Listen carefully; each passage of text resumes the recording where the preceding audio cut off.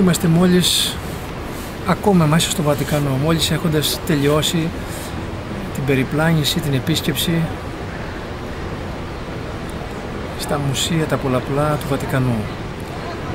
Θα μπορούσα να πω σαν συμπέρασμα ότι υπάρχει στην παγκόσμια ιστορία του πολιτισμού το ελληνικό πνεύμα, το ορθόδοξο ελληνικό πνεύμα κατόπιν, δηλαδή το δέντρο αυτό του ελληνικού και ορθοδόξου ρεύματος, το δέντρο του κάλους και του πολιτισμού διακλαδισμένο και μεταμορφωμένο, και από την άλλη μεριά υπάρχει ο θάμνος της διαστρέβλωσης του ελληνικού και ορθόδοξου πολιτισμού.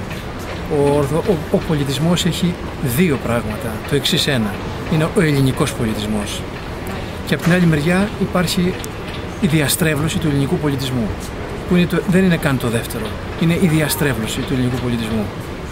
Ο ελληνικός πολιτισμός είναι δέντρο που διακλαδίζεται, που συνεχίζεται, ελληνικός και ορθόδοξος πολιτισμός, και μεταμορφώνεται μέσα στην Ορθοδοξία διαρκώς και διαρκώς.